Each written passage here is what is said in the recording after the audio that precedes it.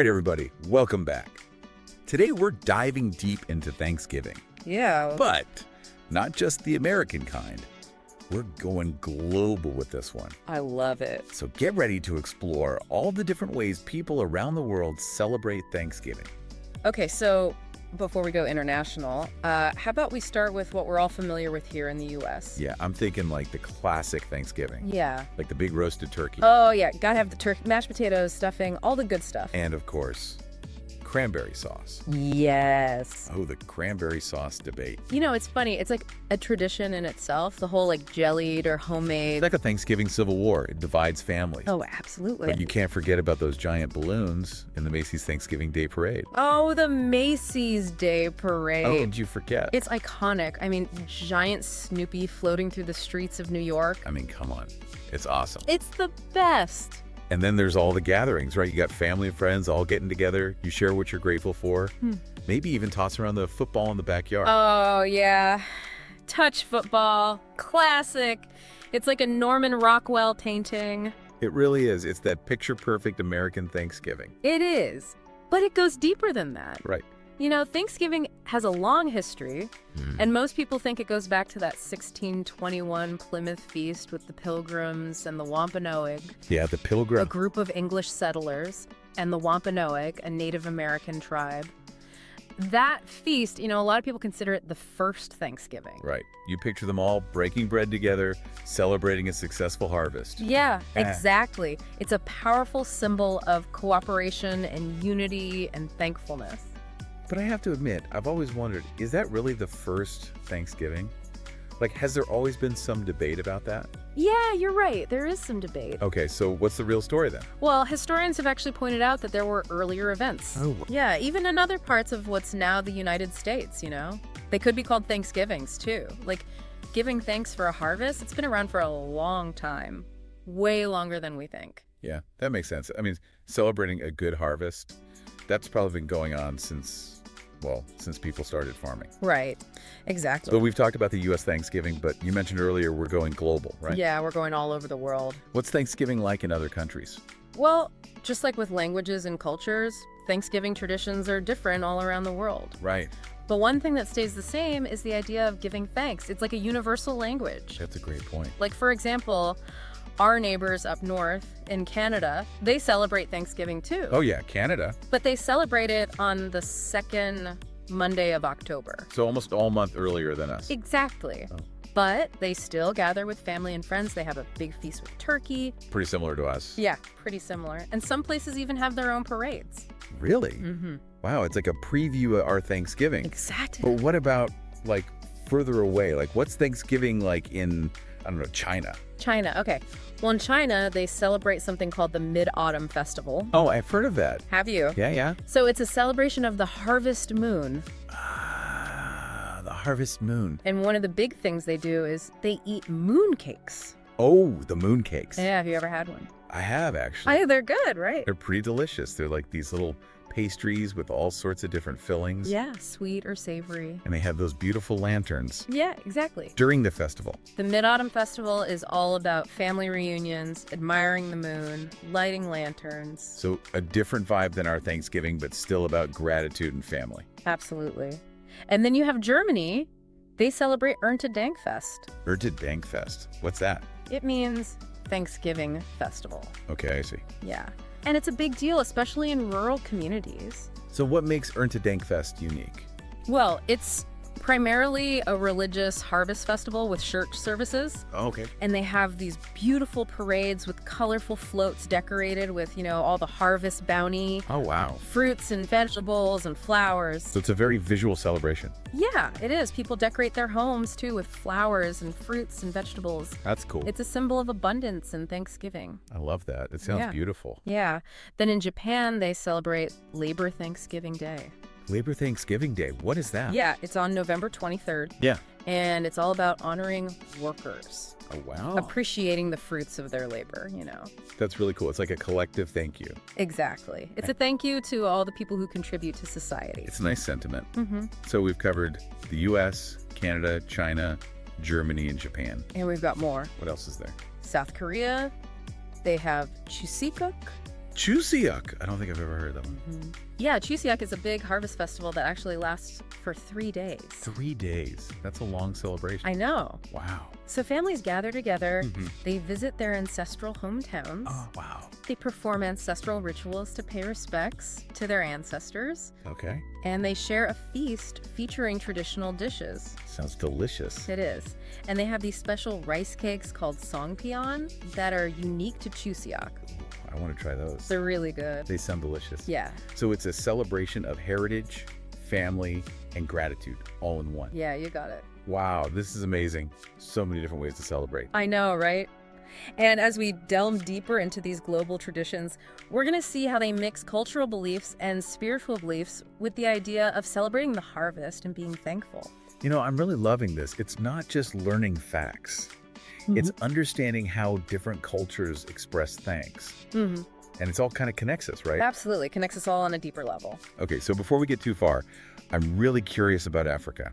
Oh, Africa. What about Thanksgiving in Africa? Well, Africa's a whole continent with so many different cultures and traditions. Right, of course. Their ways of showing gratitude are just as diverse and fascinating. Okay, give me an example. So let's go to Ghana. They celebrate a festival called Homowo. Homowo. What's that all about? Homowo. It's celebrated by the Ga people of Ghana.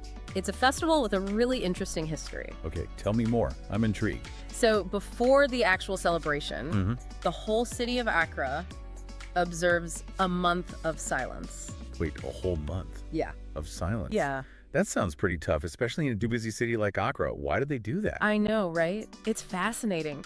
The belief is that noise can actually hinder the growth of yams. Yams. Yeah, yams are a staple crop for the Ga people. Okay, that makes sense. Yeah. So they're quiet to make sure they have a good yam harvest. Exactly. It's like a form of respect for the land and the food that it provides. A pretty unique way to show gratitude.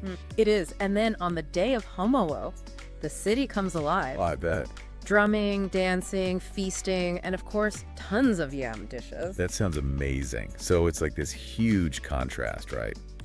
A month of quiet and then bam, this big celebration. You got it. It really highlights the joy and gratitude for the harvest. Like a collective deep breath and then let the feast begin. Exactly. You know, as we're talking about all these different Thanksgiving celebrations, it's really striking how important community is in all of them. It is, isn't it? It's not just about individual families having their own celebration. It's about the whole community coming together, Yeah. Thanksgiving is a shared experience. sharing the blessings, giving thanks together. It's really cool. It is. And speaking of communities coming together, there's another African country with a unique Thanksgiving story, Liberia. Oh yeah, Liberia. They celebrate Thanksgiving on the same day as the U.S., right? They do, the first Thursday of November.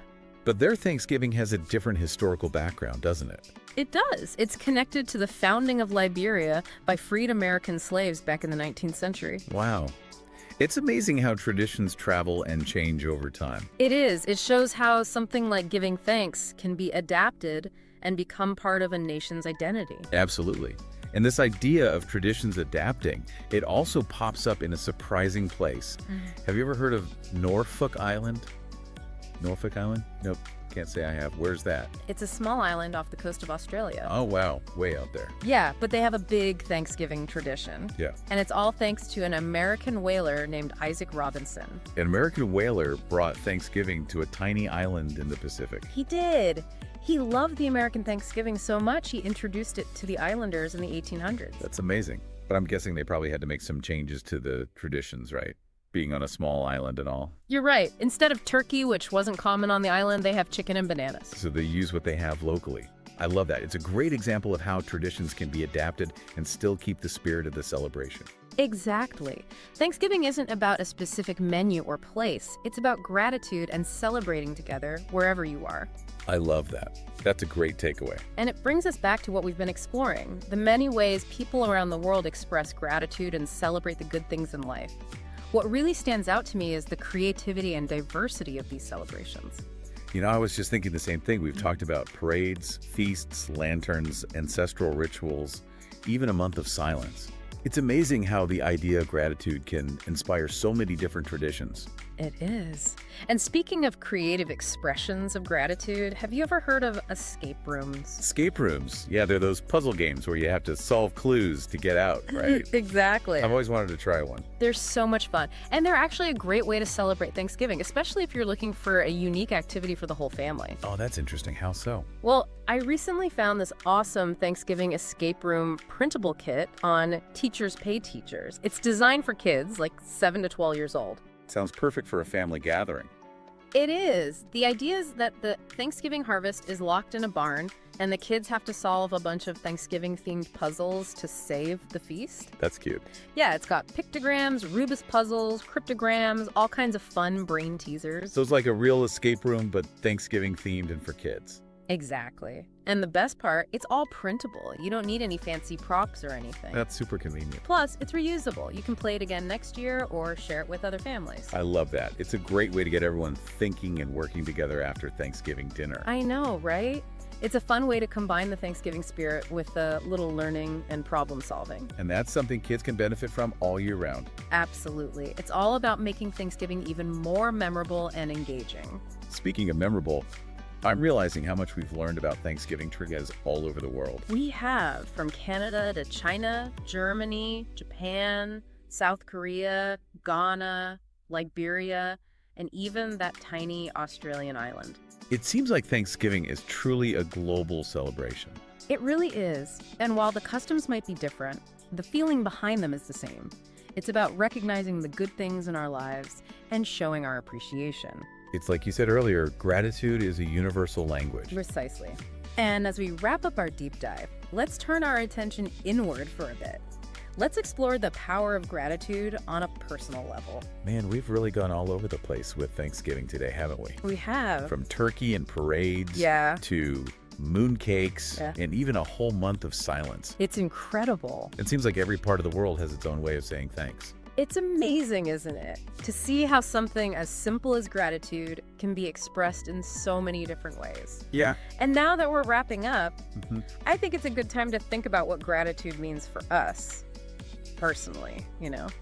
Okay, so getting a little philosophical now. I like it. A little bit. But why is gratitude so important? Is it more than just like good manners? It's way more than just good manners. Okay. Gratitude is like, it's a mindset. It's a way of being. Okay. And it can really impact how we feel. You mean like it's actually good for us? Oh, yeah. Mentally, emotionally, it's good for us. Wow. Okay, so how so? Well, studies have shown that feeling grateful can, reduce stress. Okay. It can make us happier, help us sleep better. Right. It can even make our relationships stronger. Wow. I never thought of gratitude as like superpower. Right? But I guess it kind of is. If you're thinking about the good things, you're going to feel better. Makes sense. Exactly. But how do you actually get better at being grateful? Is it like keeping a gratitude journal or something? Well, journaling can help, but it's really more about like an attitude. Noticing those little things that make you happy, really enjoying those good moments, appreciating the people around you. So it's more about what's going on inside, not just what you do. Exactly. Training your mind to see the good, even when things are tough. I like that. And I was thinking all these Thanksgiving traditions we talked about, they actually help us do that, don't they? I think so. Yeah. Because when we take a special day to be thankful, whether it's a feast or a ceremony or just being with people we love, it makes us focus on those good things. Yeah, it's like a reminder to like slow down and appreciate what we have. Exactly. And learning about how other cultures celebrate, it gives us a whole new perspective on gratitude. It opens our minds to different ways of thinking and being. It reminds us that gratitude is something we all share, no matter where we're from or what we believe. Exactly. And with that, I think we've come to the end of our Thanksgiving deep dive. Wow. I hope this has inspired you to find more gratitude in your own life. And not just during Thanksgiving, but every day. Me too. I've learned so much. And I'm definitely feeling more grateful for everything I have. That's great. And hey, maybe I'll even try that Thanksgiving escape room with my family. That's a great idea. Yeah. Remember, even small acts of gratitude can make a big difference. They can make the world a little bit brighter. So as we sign off today, we want to leave you with one last thought. What are you most grateful for today? Take a moment to think about that. And maybe even tell someone you're grateful for them. Happy Thanksgiving, everyone. Yeah, happy Thanksgiving. May your hearts be full of joy, gratitude, and of course, delicious food.